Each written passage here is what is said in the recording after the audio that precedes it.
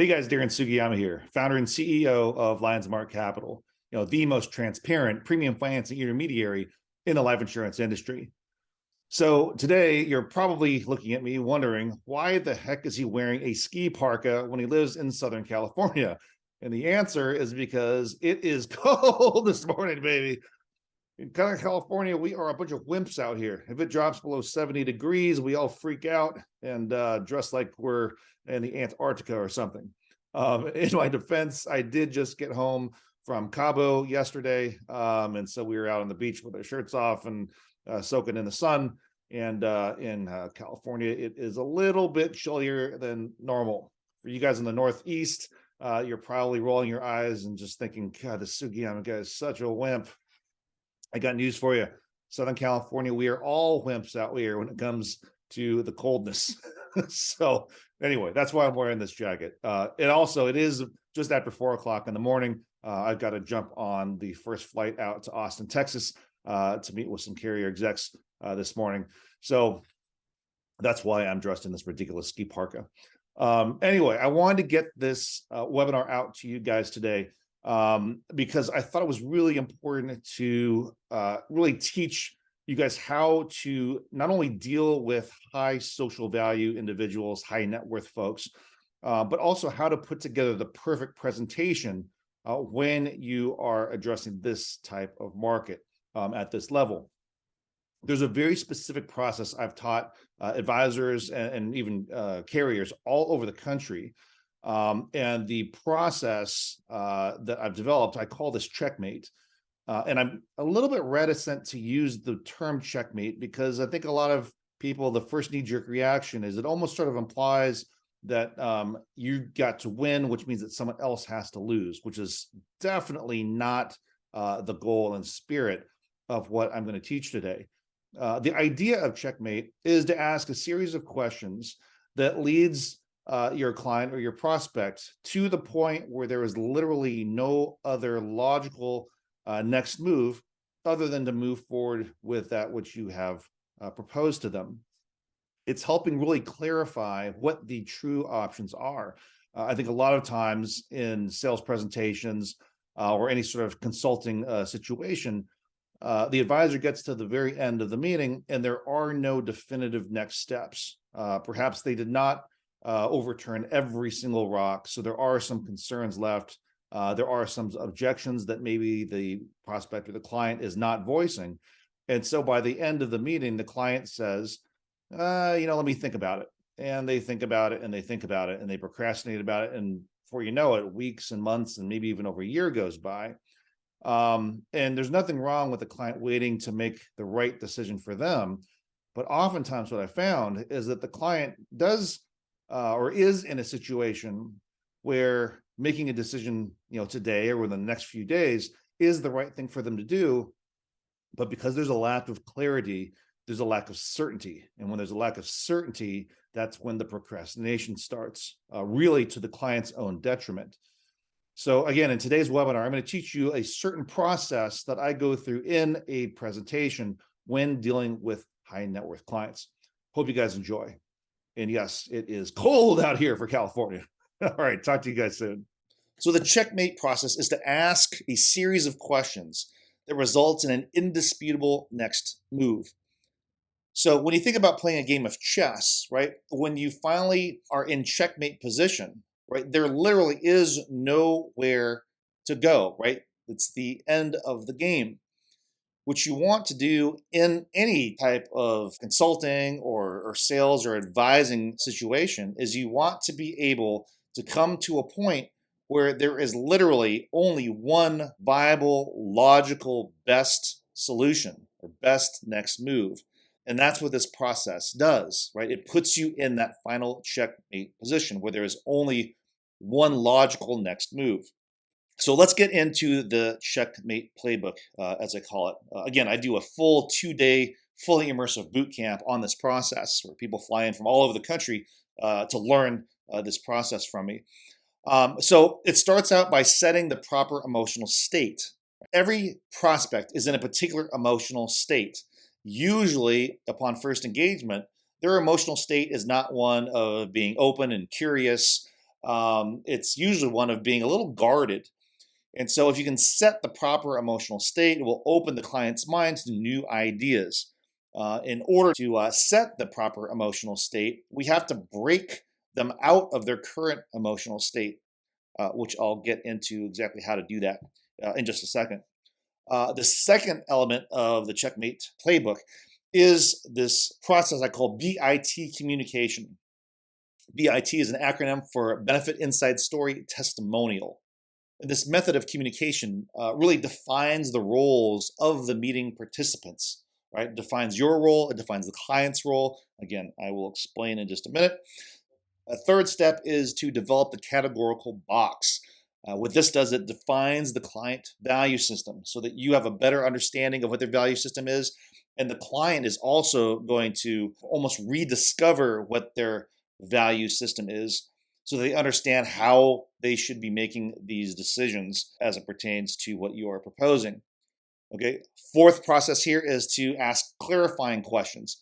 These clarifying questions distill what the available options actually are, not the pie in the sky options, not options that don't exist, the actual options that exist, as well as the outcomes that come with each one of those options. Fifth one here is driving the next step. This is going to subconsciously instill confidence and certainty within your client, as they have more confidence in you as their advisor. And then the bonus topics that we will discuss are how to crush objections, as well as how to avoid the biggest mistakes that 99.99% of advisors make. Okay, so let's get into this. We're going to start with the first process, and this is resetting their emotional state. Okay, when we're going to reset a prospect's emotional state, we have to start out by breaking them out of their current emotional state. Usually a high net worth client or a high valued human being is going to come with a little bit of an ego. I don't mean this in a bad way. They deserve to have that ego, right? They've accomplished a lot. They are in a high value social situation. What we have to do, however, is break them out of that state. We have to get them open minded. We have to dethrone them from the pedestal. And again, I don't mean this in a derogatory way, but oftentimes what advisors will do is will put these high net worth clients up on this pedestal and treat them like a princess almost, or like some sort of deity or something. You will lose respect as an advisor if you do this. And I know that 99+% of advisors out there, they do this. They think that's what clients want. Clients do not respond well to that. So we need to dethrone them from that pedestal. And we're going to do this, again, always in a respectful way, right? None of what I'm teaching you here is supposed to be a power play. It's not supposed to be an ego play. What we're trying to do is break down these walls and these emotional shields that human beings put up so that we can have a genuine conversation, human being to human being. So we're going to do this by asking them a question they don't know the answer to. This is a great way to get the prospect to defer the power and the control of the initial conversation to you, because this is your area of expertise, right? You're supposed to be the one in control of this conversation. You're the advisor, right? You're supposed to advise them. And you cannot do that if you're sucking up to them. So if you ask them the question they don't know the answer to, and also right after that, tell them something they never heard of before, those two action items establish yourself as the expert in this particular area, on this particular call, or in that particular session. Easy thing to do. You can ask them, again, when it comes to premium financing, ask them if they know anyone that has financed their life insurance premiums before. Ask them if they know of a bank, if they even knew that banks do this. They will probably not be familiar with that. They won't be familiar with the lending options they have. They won't be familiar with the lending terms that are available. They won't understand collateral, all those things they don't know. And so if you can lead off, again, by asking them a question that you know they don't know the answer to, and then tell them something they never heard of before, that automatically puts you, or positions you rather, as the expert in that particular conversation. Okay. Second element here is you're going to introduce a categorical box. What a categorical box does, it is exhibits essentially relatability, right? By telling them who this is right for. So a categorical box means this is the type of person, the category of person this is right for, but you're also going to tell them who this is not right for. What's nice about that is that displays ultimate confidence. You're not trying to convince them that what you are offering is right for everyone or that it's even right for them. What you're attempting to do in the conversation is to identify whether or not what you're offering is right for them. Because if it's not right for them, in good conscience, you should tell them, don't do this. This is not right for you, right? This is right for another category of person. So we're going to talk about that. And then the third thing here is we're going to reset their emotional state. Okay, this is going to reframe your identity, right? The way that they perceive you, right? The person or the position you are in, the way they perceive that position. It's going to affect the social dynamics between you and your prospect. The way you do this is tell them a story about a client in a similar situation as theirs, right? So if you're talking about estate planning, talk about one of your estate planning clients that you did a great job for. If you're talking about retirement planning, again, same thing, right?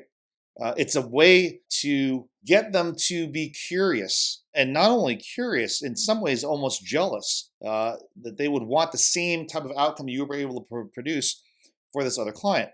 It also makes you relatable, right? And the way it makes you relatable is because they know that you are fluent and that you do this on a day-to-day basis. The fact that you are advising them to do this, it makes them more confident that this is your area of specialty. So if I use this introductory format when it comes to a premium finance life insurance discussion, I would start out with, again, breaking their emotional state. So I can ask them a question like, there are two assets, the growth tax-free that are not subject to long-term capital gains tax, where not only the growth is tax-free, but you can also liquidate those assets tax-free. Do you know what those two are?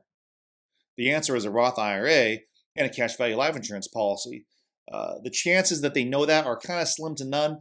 But one thing I do know is they're unprepared to answer that question because they didn't know that question is going to be asked of them. So they're kind of put on the spot. As soon as they realize that they cannot answer that question, it immediately removes them from that pedestal, that pedestal that you probably put them on in the first place, right? So we have to remove them from the pedestal. And then the second thing is you can tell them something they'd never heard of before. As an example, the Index Universal Life Insurance policy, cash value grows tax-free. You can liquidate it for retirement income purposes, tax-free as well. It has a 0% protective floor so that if the market crashes in the worst year possible, you're just going to get a 0% earning year. And if you use a premium financing platform, you can actually get the banks to pay the premium for you so you can have your cash working more efficiently in your business where you're just paying interest only. Again, they probably never heard that before. So you've accomplished both of those tasks, right? You've asked them a question they don't know the answer to, and then you've told them something that they've never heard of before. Okay, if we look at stage B there, introducing the categorical box, let's say you're talking to a client about estate tax planning. You can say, premium finance life insurance works extremely well for clients whose net worths are above $25 million, who don't want the IRS to take 40% of everything they worked for from their kids. Now, people that would rather just give the IRS 40% of everything they worked for, where their kids would end up getting substantially less, then I would say that premium financing is not right for them. And then I would go into resetting the emotional state. And share with them, I had one client, they were going to owe about $50 million in estate taxes upon their passing. And by using some of these estate tax planning tools, which included premium financing life insurance, we cut that estate tax bill down from 50 million all the way down to 20 million. And maybe we can do something very similar for you. We won't know until we run all the numbers, but this is kind of a good way to start the conversation. So do you think you fall into that category that I just explained? Or are you in kind of a different category altogether?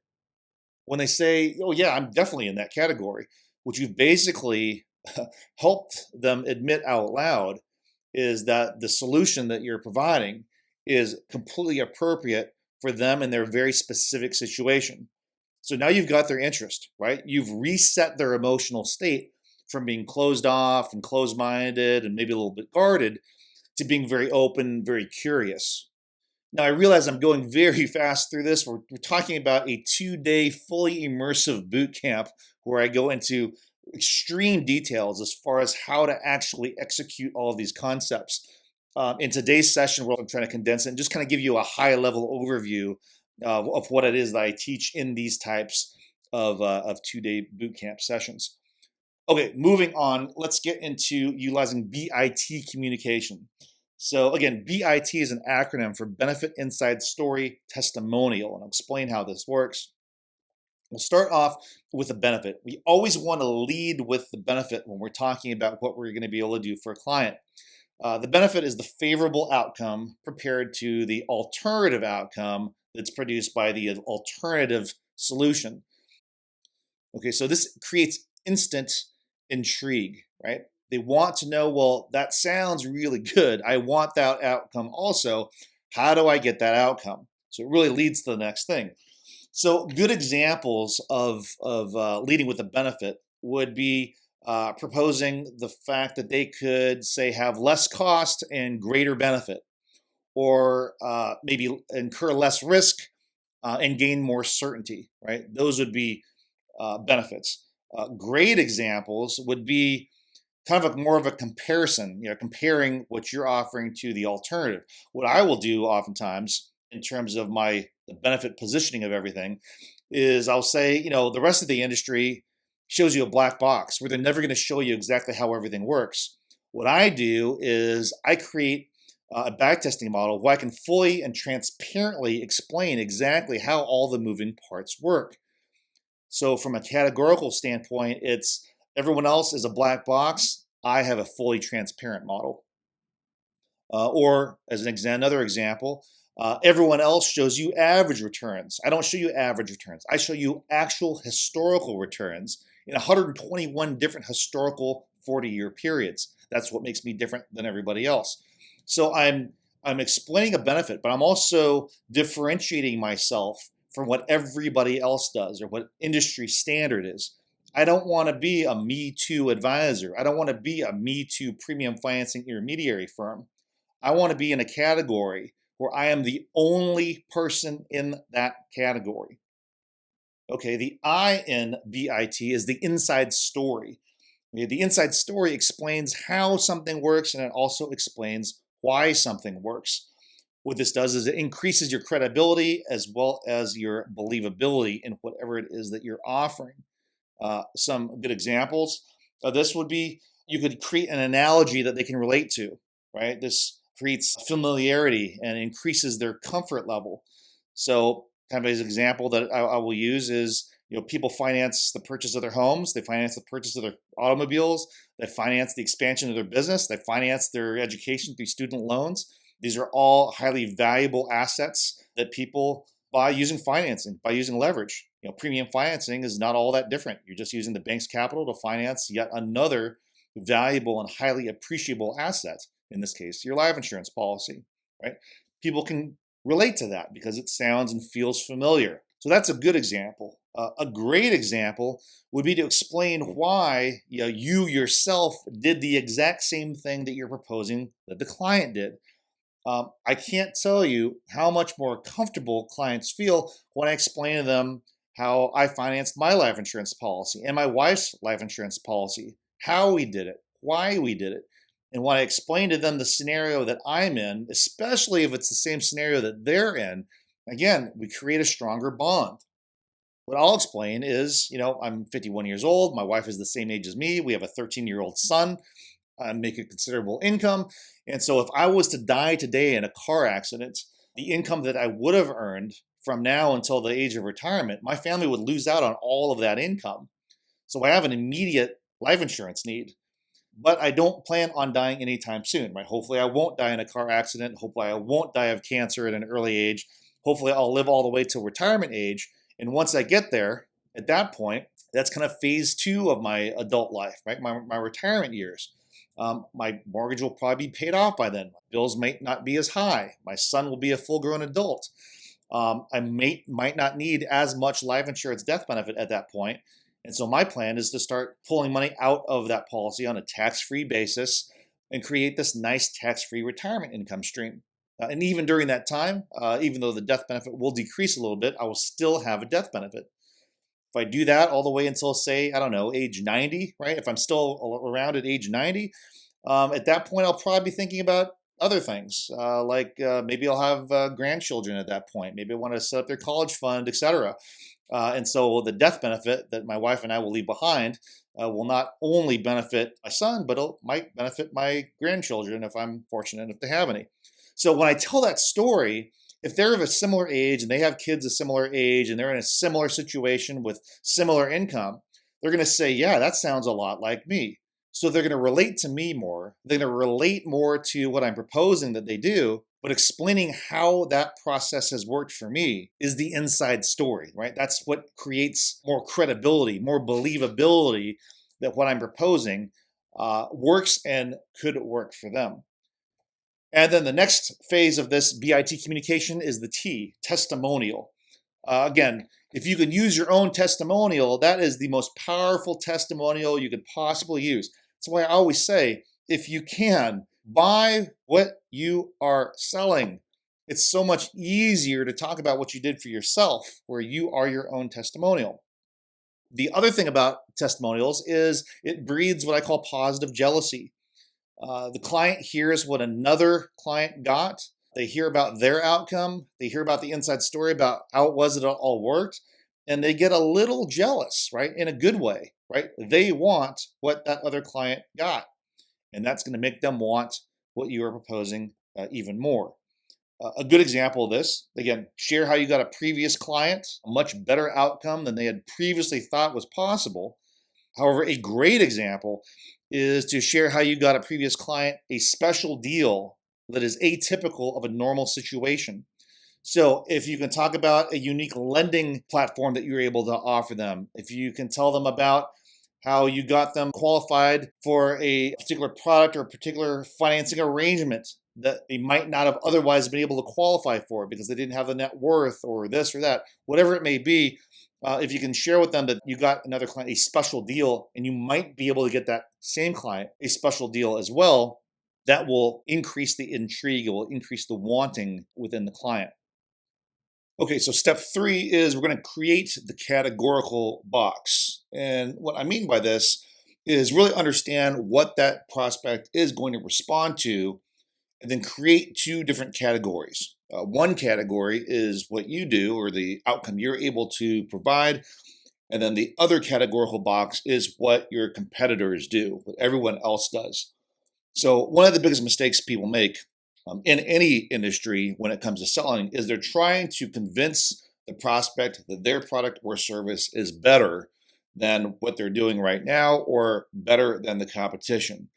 And the thing to understand about this question-based selling technique or this checkmate process that I've developed is to understand that better doesn't sell. You think that if you have something better, that every human being will want what you are selling. That is not true. It seems like it would be true. It's logical that it would be true, but it is not true. Better doesn't sell. So what you want to do is position your product or service not being better than the alternative. What you want to do is show that the alternative is going to cause them some sort of pain. You want them to run away from the alternative. And as a default, from them running away from the alternative, obviously they will run towards you as the only default decision. So again, don't try to entice or convince them that what you have is so great. Instead, convince them that the alternative is so awful. So what you really want to do is focus on getting them out of hell instead of trying to get them into heaven. Here's how we do this. As one example, option A for the client would be, hey, let the IRS confiscate 40% of everything you've worked for. Or option B, reposition some of your portfolio into a tax-free asset outside of your taxable estate. Because I know what most life insurance agents want to do in the estate planning world is they try to convince the prospect that life insurance is the end-all be-all, that it is such a better, smarter, more prudent, mathematically correct thing to do when it comes to funding the estate tax liability that their kids are going to incur. And all that is true. And of course, who wouldn't want a better return? Who wouldn't want a better ROI? Who wouldn't want to leave their kids more money? Everyone, in theory, wants to do that. But I can't tell you how many times I've heard clients argue, that somehow they either don't want to do that or they don't need to do that. Again, it's all illogical, 100% emotional. But I've never talked to a client that got excited about giving the IRS 40% of everything that they've built. So again, if you can focus on the emotional disdain of paying the IRS 40%, instead of how wonderful your life insurance solution is, that will get the client to react. That will get the client to take action much quicker with a lot more vigor than trying to entice them with this fantastic life insurance solution. You want to point out how much less the kids would get if they had to pay the 40% estate taxes without life insurance in their portfolio, right? As opposed to how much more they would get with your life insurance solution, right? This is all when it comes to the dollar amount. So again, losing $40 million to the IRS is a lot more emotionally taxing and will get them to act much faster than enticing them with a $40 million gain, right? Losing $40 million is much more painful than the enticement of leaving the kids $40 million more. However, okay, now here's how we position this offering in our proposals. Percentage-wise, you want to show the percentage of gain. So, in other words, if you could leave your kids $100 million versus $60 million, right? If you only leave your kids $60 million, they're taking a 40% loss. However, if they could give their kids $100 million instead of $60 million, that would be a 67% gain. In other words, $100 million is 67% greater than $60 million. However, $60 million is 40% less than $100 million. So again, when you're talking to the prospect, you want to show them how many dollars their family is going to lose, but you also want to show them what percentage they're going to gain if they opt for your solution. So I know what you're thinking here. You said, well, wait a minute, Darren. I thought you said that it's more important to position the loss as opposed to the gain. That is true, right? We always want to position avoiding the loss instead of gaining a benefit. However, people respond to this greed for gain initially. So when you're marketing, you want to talk about how much better your solution is, right? You want to talk about how much you're able to gain for the prospect or gain for the client, right? Initially in the marketing. However, they're going to make the final decision based on the fear of loss. The fear of loss is going to drive the final decision much more than the greed for gain is. However, in your marketing material, in your emails that go out, in the marketing videos we produce for you, all that type of content should really be focused around the benefit, right? What they're going to gain. But never, never, never make the mistake of thinking that better is what's going to sell the case. Better doesn't sell. Fear of loss sells, okay? Again, focus on getting them out of hell as opposed to getting them into heaven. The second concept here in this categorical box is to identify the common enemy. What do I mean by this? It takes a long time to build trust. It takes a very short amount of time to get distrusted, right? It takes a long time to build a friendship. It takes a very short amount of time to build an enemy sort of relationship.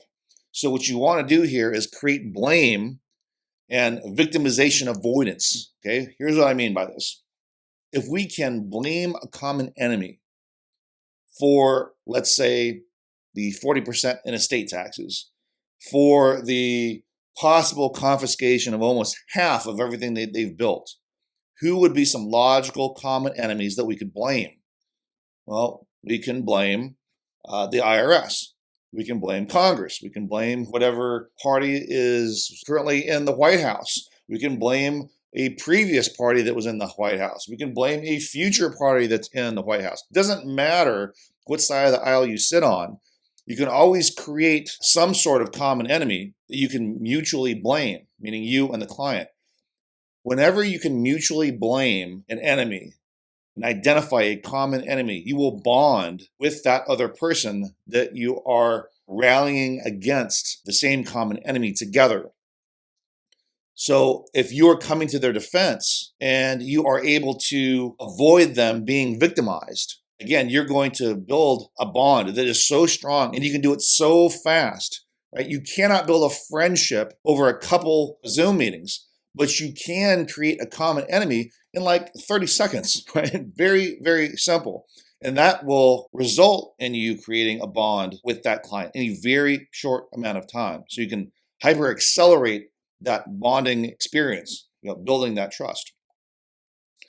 Again, rationale behind this, how long does it take to build trust? Long time, years and years and years. How long does it take to break trust? Couple seconds.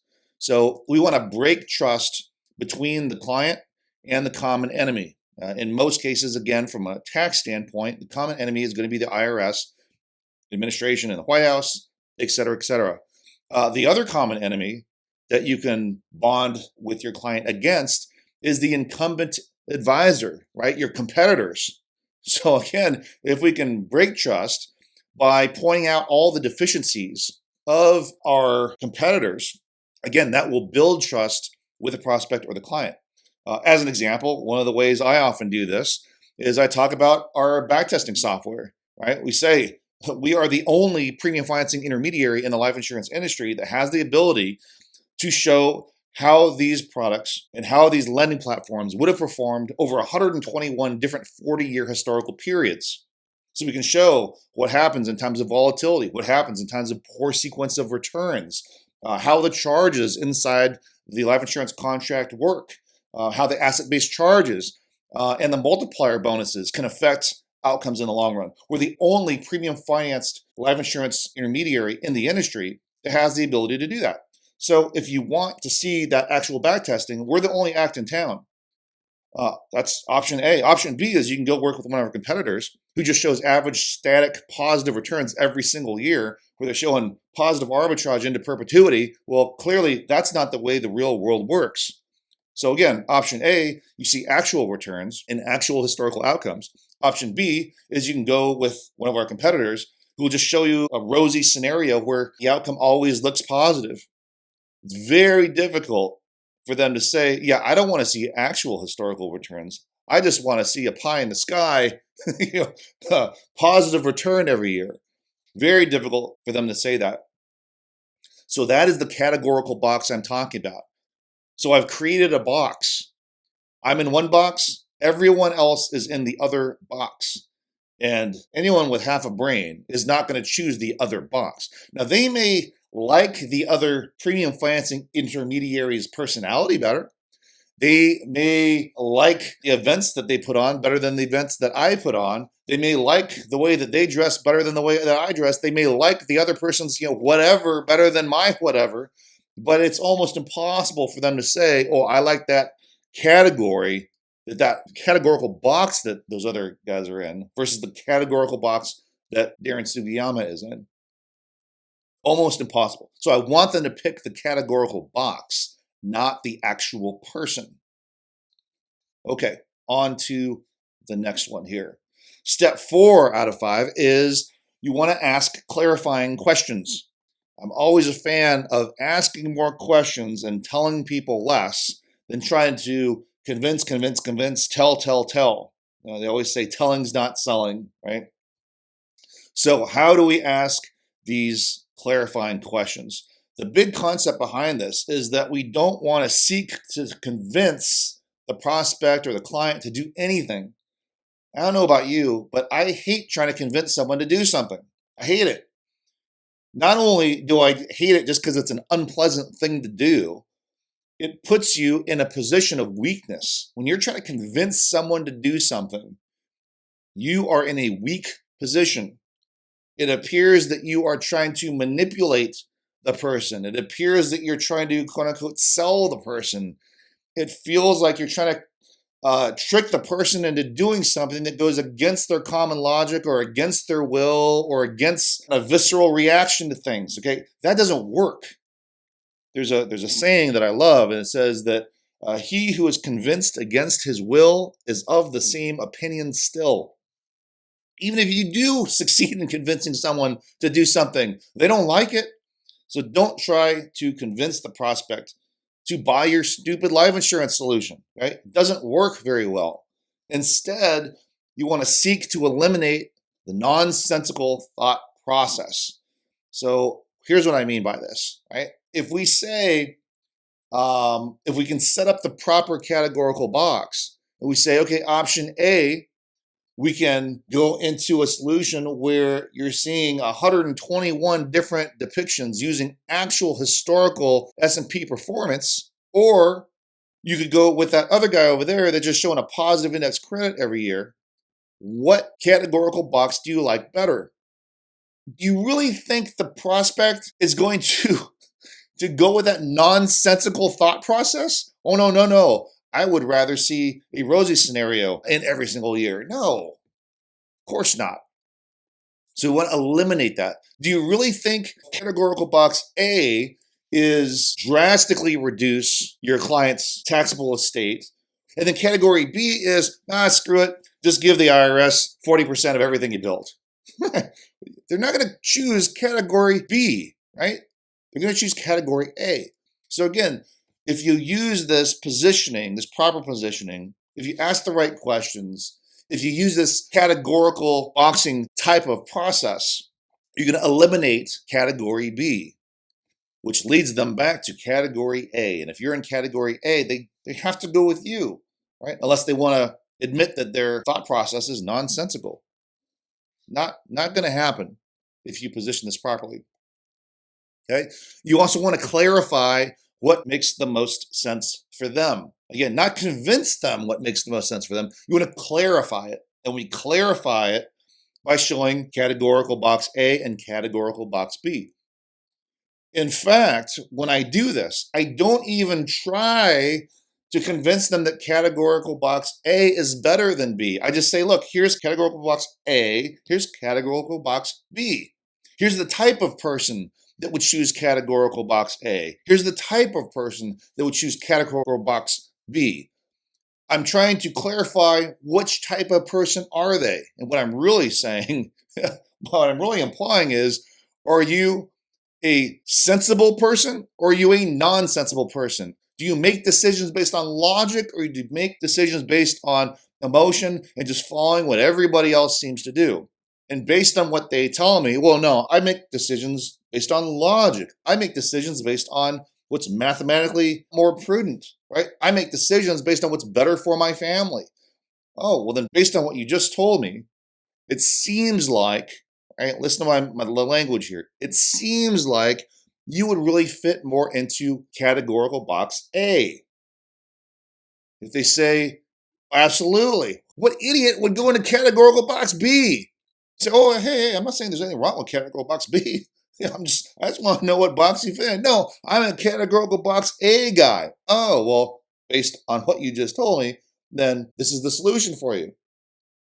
And now we are in checkmate, or I should say we're in pre-checkmate. They have said yes to your solution before they even said yes to your solution. And then the last piece of this is that we want to empower them to take ownership of the decision. That's what's so beautiful about the categorical box process. Okay, you are not beating them into submission saying, ha, I was right, I told you so. Right now, right, you have to agree with me. No, they don't have to do anything. They don't want to. You want them to want to make the decision. So when they say, no, I fit into categorical box A, you are empowering them to take ownership of that decision. That's their decision that they fit into categorical box A. It's their decision that they are running away from categorical box B. Whenever someone takes ownership of the decision, it's almost as if they feel like they came up with the idea, right? The last thing you want to do is to try to get the prospect or the client to acknowledge that you are so smart. and that because you are so smart that they have to go with your process or your product or service. No, that's what the amateurs do. Okay. The gurus of this process make the client or the prospect feel like they came up with the idea. When they take ownership over that idea, again, solidifies that decision much, much better. So the goal here is to anticipate and, quite frankly, create an argument where the prospect argues for your solution. We know that human nature is to argue. We know that human nature is to play devil's advocate. The knee-jerk reaction, the visceral reaction that human beings have when they're presented with a new idea is to try to poke holes in it, right? They're going to try to argue with it. So what you want to do is position your offer to get them to argue, but you're going to have them argue for your solution. Completely changes the relationship dynamic. Okay, this positions you as the opposite of everything they hate about salespeople. Okay, how do most people view salespeople? They feel like they're, again, very salesy, very pushy, desperate. They feel like they're selfish, right? They feel like they're commission driven. All they care about is making the sale. You do not want to be perceived as such.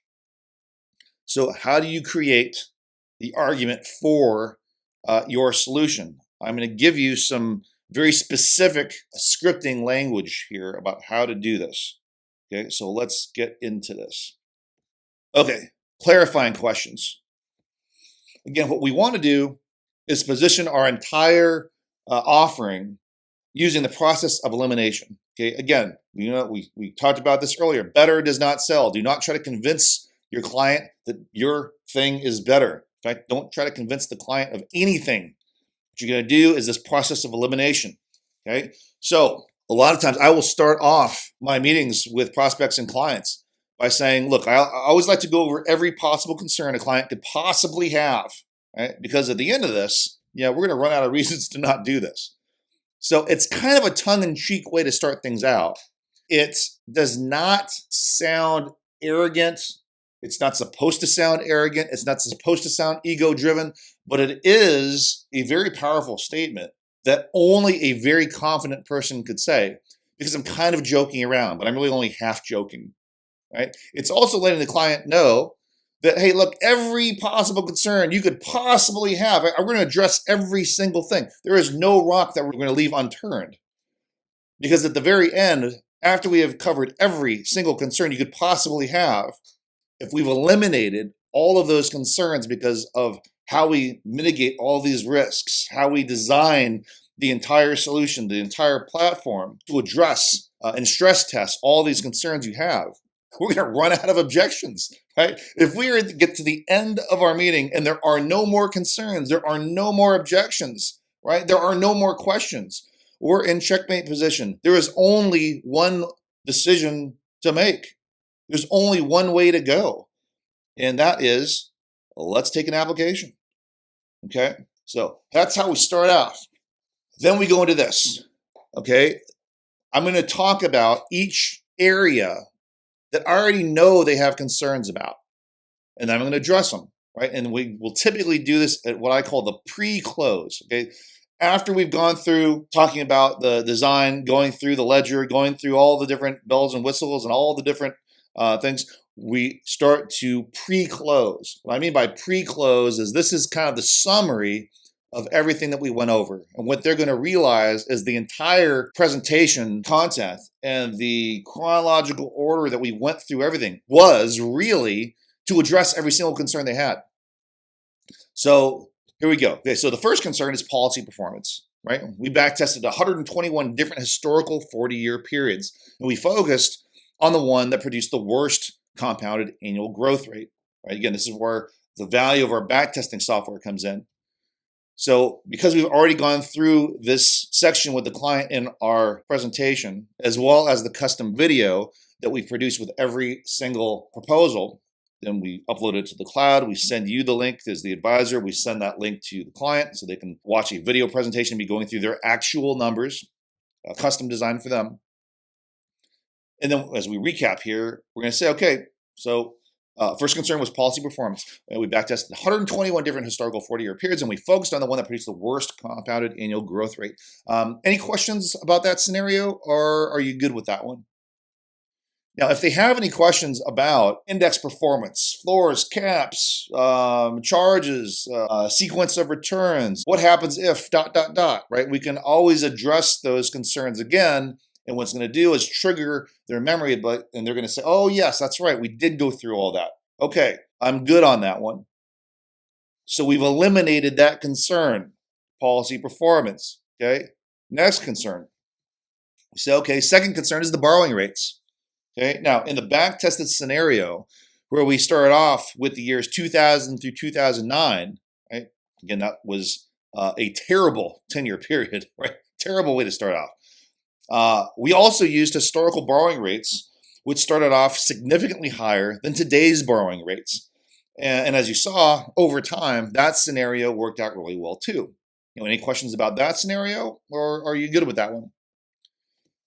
Okay, if they want to go back, again, no problem going back and rehashing or re-reviewing that particular segment in the proposal. The good news is if we do review that, that would be the second or third or fourth time we went through that particular section addressing this particular concern. That level of transparency that we're able to offer, again, is something that no other premium financing intermediary in the entire life insurance industry has the ability to do. Quite frankly, no other life insurance advisor in the industry has the ability to do that outside of us. So if you're working with me and my firm, again, we're lending you that credibility. We're lending you that ability to transparently show the client something that they would not be able to see anywhere else. Okay. Third concern people have is the collateral. Now, what were you thinking you wanted to use for collateral? An investment account, cash, real estate, and if you use real estate, the borrowing rate is a little bit higher with real estate, but you can do that if you like. What do you prefer? So we're going to talk about collateral, again, right up front. For those of you that are familiar with premium financing, I know you already know this. If you're relatively new to premium financing, perhaps you do not know this. Different lenders that we work with have different types of parameters, different types of requirements, will allow different types of assets to be used for collateral. We have 2 lenders on our platform that actually allow real estate to be used as collateral. Again, their rate is a little bit higher. They use the prime rate. One of them uses just the prime rate as is. The other one uses the prime rate minus a spread. The one that uses prime rate minus a spread only operates currently in 6 different states. The one that uses prime can operate in all states, doesn't matter what state the client is in. So again, we have a lot of different options, very unique options, by the way, too. I don't know of anyone else that's able to use real estate as collateral. This is not a letter of credit using a separate lender, using a letter of credit against a piece of real estate. No, this is actually using real estate as collateral. The way both of these lenders work in that regard is they do a formal appraisal on the property. They discount that appraisal 35%. They back out, after they take the discount, they back out any existing mortgage debt, and whatever's left over is what they deem as real estate equity that the client could use as collateral. Again, two very unique solutions. I don't know of any other premium financing intermediary that has those particular solutions. So we're going to talk about the collateral. Once you get that out of the way, okay, they're good on collateral. They understand that the collateral may go up, it may go down, depending on what the borrowing rates look like, depending on the cumulative loan balance, depending on policy values at any given time, which is going to trigger the loan to value ratio, and all of those things we can talk about with the client up front. So we get the collateral piece out of the way. Okay, that's off the table now. What's left? Okay, then the last issue is the cost. So if you're moving some of your liquid assets over to this more tax efficient asset, meaning the premium finance life insurance policy, it's not really a cost per se, but rather a repositioning of your current assets, right? Just a kind of a reallocation of what you currently have into something that gives you more after-tax benefit. If you keep it in non-life insurance assets, we saw in the proposal, right, that your kids would lose roughly $40 million due to estate taxes. Okay, so any questions on that part, or is that pretty straightforward for you? So again, as you see here, we're focusing on fear of loss, right? The fact that their kids are going to lose X amount of $1 million due to estate taxes. So what have we done here? Again, we're going through the process of elimination. All the fears, all the concerns they have, I'm recapping, going one by one by one by one. I'm not backing off of anything, right? We're talking about policy performance. We're talking about what happens if the borrowing rates go up, what historical borrowing rates look like, what the relationship between borrowing rates and crediting rates has looked like over time. We're talking about the issue of collateral, what type of collateral they're going to use, how much collateral they're going to have to come up with. We're talking about cost, right? Well, what does this thing look like from a cash flow standpoint? What's this going to require them in terms of out-of-pocket cost? Well, by the time we get through with policy performance, borrowing rates, collateral, and cost, well, what's left? there's nothing left. We've addressed every concern they could possibly have. So then we wrap that up with, okay, so any last questions that I haven't covered thoroughly enough? Or does this all look good? If there's nothing left because we use process of elimination, they're going to have to say, well, it all looks good to me, right? Category A, category B, option A, option B. Any last questions that I haven't covered yet? That's A or B. Does it all look good? They have to pick one. They have to pick, yes, I have more questions, or no, this all looks good, right? Option A, I have more questions. Option B, no, it all looks good. Well, I don't have any more questions, so therefore it must be option B. It all looks good. Again, they're saying yes before they've even said yes. And this is going to lead us to driving the next step. This is step 5 out of 5. We're now going to wrap up the meeting. We're now going to dictate the next step. Before we do that, or before I teach you how to do that, let's talk about the wrong way to end a meeting. This is what most people do. Most people in sales do. They say, well, would it be okay if I followed up next week? Would it be okay if they're asking permission? Asking permission makes you look weak and desperate. You're giving away all power. You're giving away all control. You're making it seem like you're trying to trick the client into doing something against their will because you're asking permission. Why else would you ask permission? It makes no sense to ask permission. They've already said yes. They like you and your solution better than the alternative. They already said, no, I don't have any more questions. Yes, it all looks good. Why would you ask for permission at that point? Sounds weak. The other wrong way to end a meeting is to do just the opposite. And I've heard advisors say this as well. Well, what I'd like to do is set up the next meeting, right? What I'd like to do is go into underwriting. What I'd like to do is submit an application to the insurance carrier. What I'd like, guess what? No one cares what you would like to do, okay? The prospect sure as heck doesn't care what you would like to do. When you say what I'd like to do is, that is a very you-centric statement. It makes you look greedy, makes you look selfish, right? Why are we focused on what you'd like to do as the advisor? No, we should be focused on what the client would like to do. But we already know what the client would like to do. The client already said yes twice. Okay?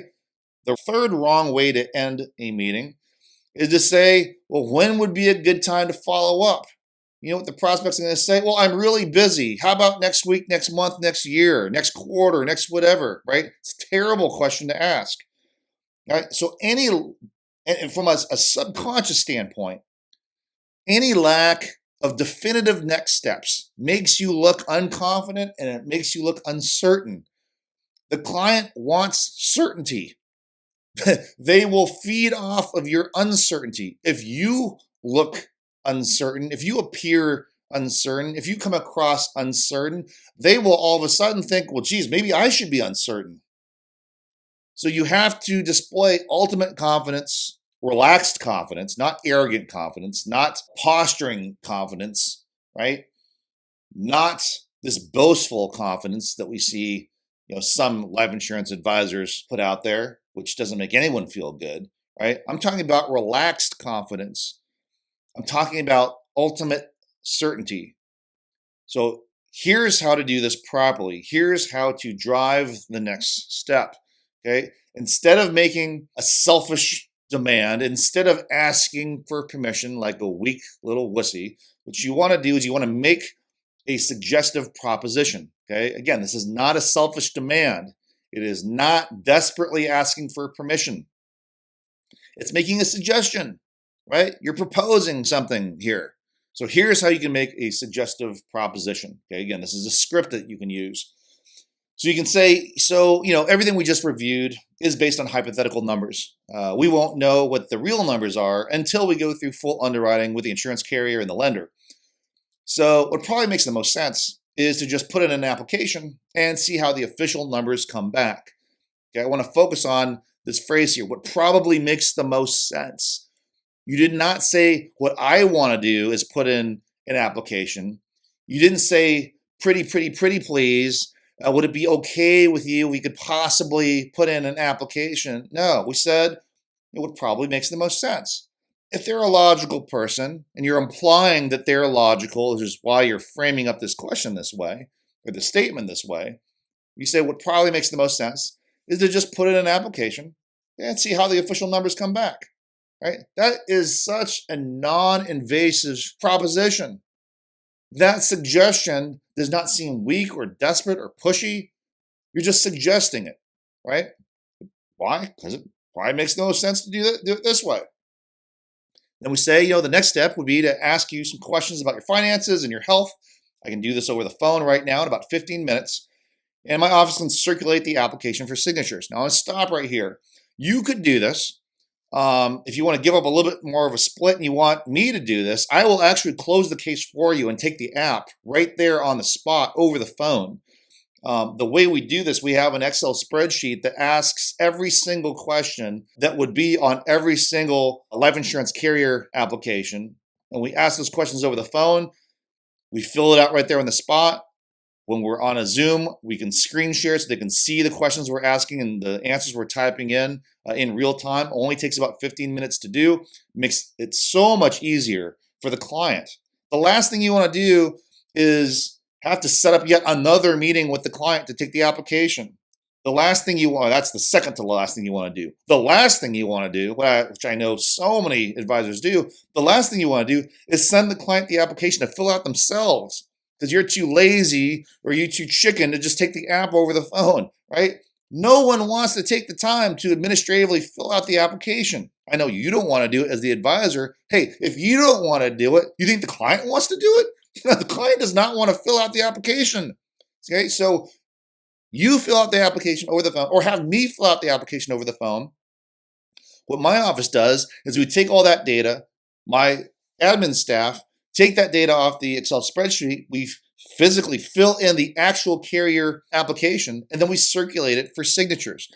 For the carriers that allow digital signatures, like using DocuSign, for example, my office will upload it to our DocuSign portal and circulate it. So all the client has to do is open up the doc in their email, click, sign, and it's done. And then it circulates to you as the advisor. Or I should say it circulates to you as the advisor first, and then it circulates to the client for electronic signature. If it's a carrier that does not allow electronic signatures, then my office will literally fill out the paper application and FedEx it to you for signatures, and you can FedEx it to the client with all the little tabs that say sign here, sign here, sign here. We make it so easy. Again, is it worth giving up a little bit of split to do that? You could say, well, I've been doing this for 20, 30 years. I know how to fill out an application. I know you know how to fill out the application, but isn't it easier to have someone just get it done where you don't have to ask permission from the client? Will you please sign this? Will you please sign this? We'll do all that. We'll work with their CPA. We'll get the tax returns. We'll get the personal financial statement. We'll take care of all of that. Personally, I think it's worth it. If you don't think it's worth it and you want to do that yourself, have at it. But I will say that well over 90% of the times where we let the advisor do all that, because they're busy, because they have a sensitive relationship with the client, et cetera, it takes longer for them to get all that done. And the longer it takes to get all that done, the less chances that this case is actually going to close. There's no emotion attached to it. Much, much easier. If you just have us take care of all of that for you, the case closes much faster, much more efficiently.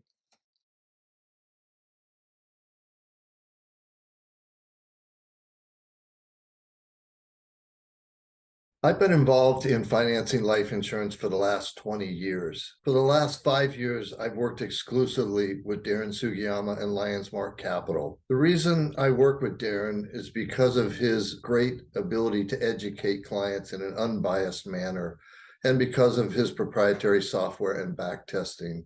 Recently, one of our clients came to us who was a tax planner.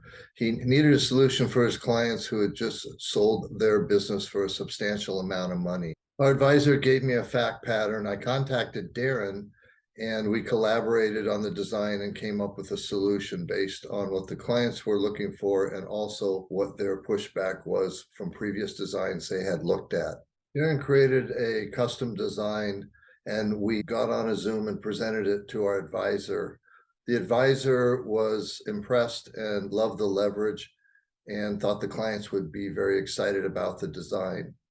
He wanted to move forward and present the design himself to the clients. At that point, I convinced the advisor to let Darren present to the client on a Zoom meeting because he'd have much higher probability of closing the case.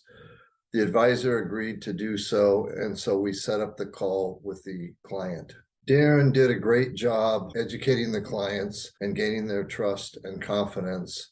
They wanted to proceed in funding 2 policies with $1 million of reoccurring annual premium a year, and they also wanted to go into underwriting for life insurance and the lender immediately. It was a great outcome, and Darren did an outstanding job. Besides Darren's great manner in which he educates, his integrity, his back testing, his software, his transparency, it's very unbiased.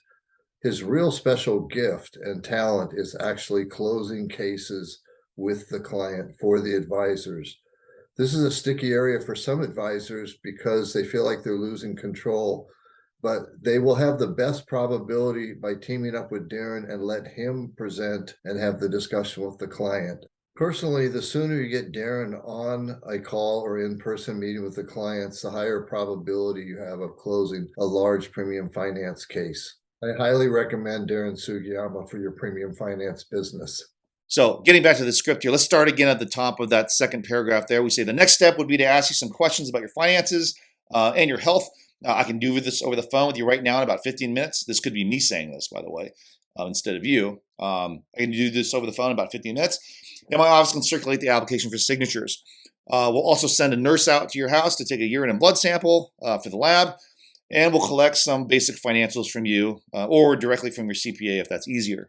2 years tax returns, personal financial statement, etc.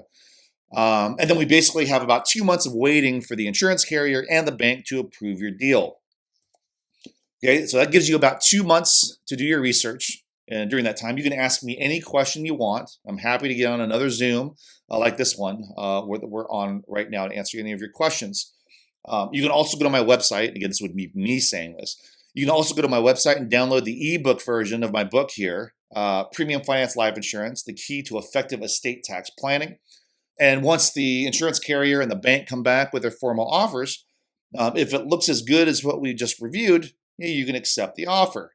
And quite frankly, if it looks like crap compared to what we just reviewed, you can walk away from the deal with no expense and no risk. Okay, fair enough. So again, what we're doing here, we're getting the ball rolling. We're getting momentum going here. This is what we want to, and I don't mean this in an opportunistic way. I mean this in a supporting way. We want to get the client the best deal we can possibly get, but we want to capitalize on the excitement right now. There is no greater time of excitement than right now after the prospect has seen this fantastic thing that we put together for them, after the prospect has confirmed that the other alternative option to not use our solution stinks compared to our solution, right? They're going to get hurt if they do the other solution, or they're going to get substantially less if they do the other solution. It makes sense for them to go with our solution. We're at the height of excitement right now. When we're at the height of excitement, let's take the app. Let's get all the administrivia out of the way. Let's get the underwriting process done. They've got, again, 1 to 2 months while they're going through carrier underwriting to do all the research they need, to ask as many questions as they want. There's no commitment when they're going through the underwriting process, right? Have them do the vetting during the underwriting process, not wait to do the underwriting after they've done all the vetting. If it takes them a month or two to vet, and then they go through underwriting, that's another month or two. Now that's 4 months. 4 months from the time of the height of their excitement. That is not as good as taking the app now. Again, I can do this entire process for you and get this case moving into underwriting. Most cases that die on the vine do not die on the vine because the client really lost their interest. They died on the vine because he lost momentum. And then the client, in the process of losing momentum and time elapsing, they literally forgot how great this was because it was 4 months ago. Okay, so get it moving faster. Again, I can have this discussion with you privately offline if you want to know the details, comp splits, all that kind of thing, what goes into this. Either way you do it, I'm happy to do business with you. But again, I just know from personal history, the faster we get the case into underwriting, the faster we get the case ready for issue, all the underwriting done and ready to offer, the more likely that case is going to close. Okay, and then we wrap up here. We say, okay, again, anything I didn't cover or any questions you still have for me, or does this all make sense to you? If they don't have any more questions, if there isn't anything I didn't cover, based on their perception, based on what they experienced, they're going to have to say, yeah, it all makes sense, because there isn't anything left that I didn't cover. There aren't any more questions they have for me. Again, that is option A in this scenario. Option B is no, it all makes sense. They have to choose option B. If they say no, it all makes sense, boom, we're done. All right, let's wrap it up. So we say, okay, let me pull up the questionnaire on the screen here so you can see the questions I'll be asking you. And then again, boom, I start verbally asking them the questions. There's even a psychology in how I'm asking those questions. You want to know how I can get through an entire app filled out in 15 minutes? It's because of our process. Very, very premeditated, very rehearsed, very canned, very ready to go at all times. Again, we've covered a lot of information here, but again, I condensed this. This really came out of my 2-day fully immersed boot camp, where I go through not only training advisors how premium financing works, why it works, when it works, all that good stuff, but we also go through a very in-depth training in terms of sales and marketing process, language, scripts, content, et cetera, et cetera. I do have a 2-day boot camp coming up in the very near future here. The date is to be determined, but it will be very, very soon here. And just to give you kind of some highlights of what we cover in this 2-day boot camp, we go through the different types of premium financing loan terms. We go through the different types of collateral that the client can use, how that collateral is calculated. If you've seen one of the webinars I did a webinar on how a lot of other premium financing intermediaries calculate the collateral in their proposal, and the large majority of their formula that they use to calculate the collateral is wrong.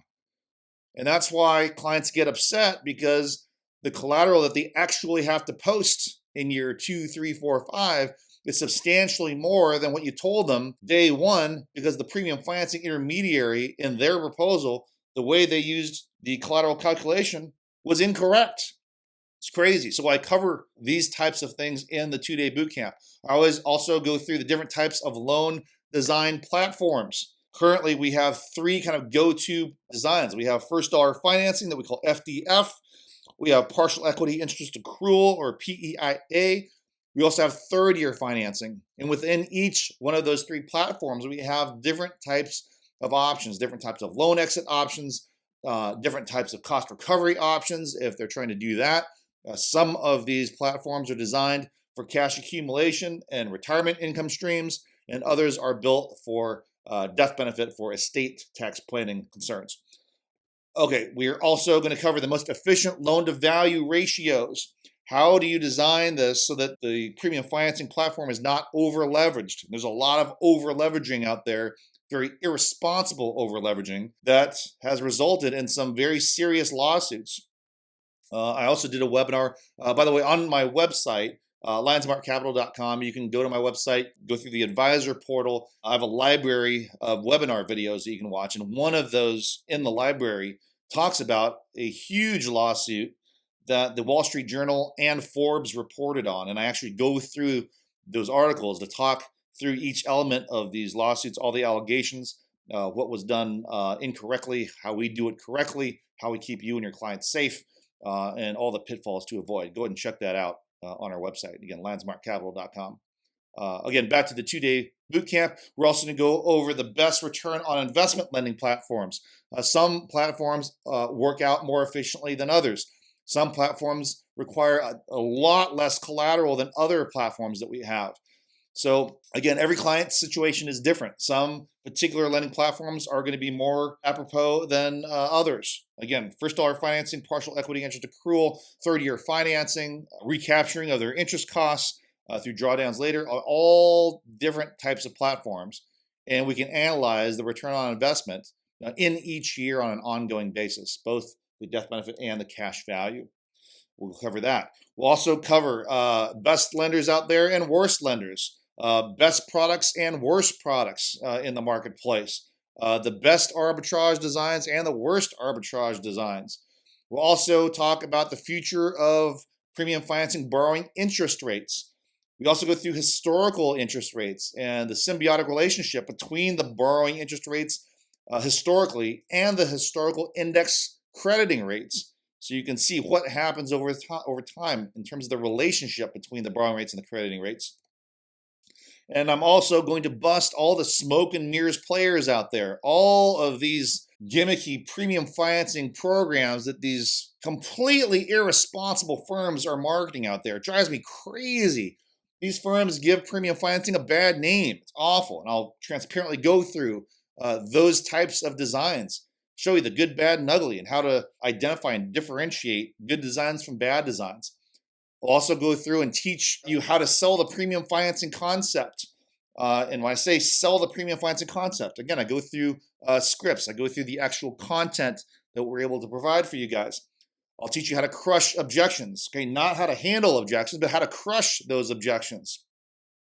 I'll teach you how to brand yourself as an advisor. I'll teach you how to increase your overall confidence when it comes to communicating with high net worth clients.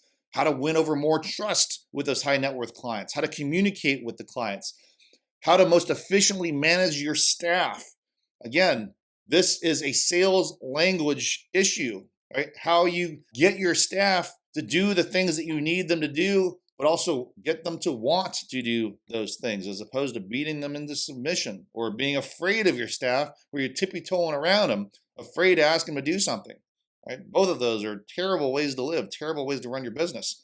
I can even teach you how to best organize your client files, especially for follow-ups, especially for your annual policy renewals.